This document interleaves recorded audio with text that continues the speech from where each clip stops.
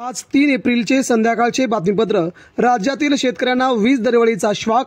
1 एप्रिलपासून लागू, 12% होणार वीज दरवाढ। एकदा पाणी आले की 14 दिवसांनीच नंबर। मराठवाड्यात पाणीबाणीचे संकट, 112 लघु मध्यम प्रकल्प आटले। घागरभर पाण्यासाठी शेतकरी आणि महिलांची होतात हाल। खानदेशात केळी आवक 3200 टनांनी वाढली। दर्जेदार केळीला कमाल 1600 रुपये दर।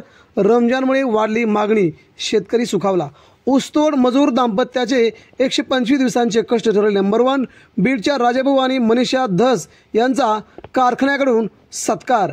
कळमना बाजारात लाल मिरचीची आंध्र प्रदेश तेलंगणातून आवक। प्रति क्विंटल 4000 ते 15000 रुपये दर। मिरचीचा भाव वधारला। राज्यातील शेतकऱ्यांना वीज दरवाढीचा शॉक। शेतकऱ्यांचं सरकारने मोडलं कंबरडं। सरकारविरोधात संतप्त सवाल। नांदेडच्या 9 मध्यम प्रकल्पात केवळ 28% पाणीसाठा। मोठे लघु प्रकल्पही तळाला। अतिशय मोठी पाणी आणीबाणी। पुढचा कांदा 200 ते 2100 रुपये भाव। कांद्याचा भाव किंचित वाढला।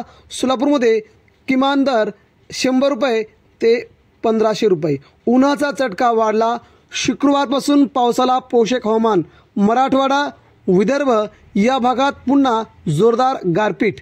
पाणी पुरवठा मंत्र्याच्या गावातच 3 दिवसाआड येणार पाणी।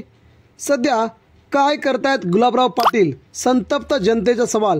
मुळशी तालुक्यातील शेतकऱ्यांना मिळणार भाताच्या पिकाची भरपाई, किमान 15000 रुपये। धन्यवाद।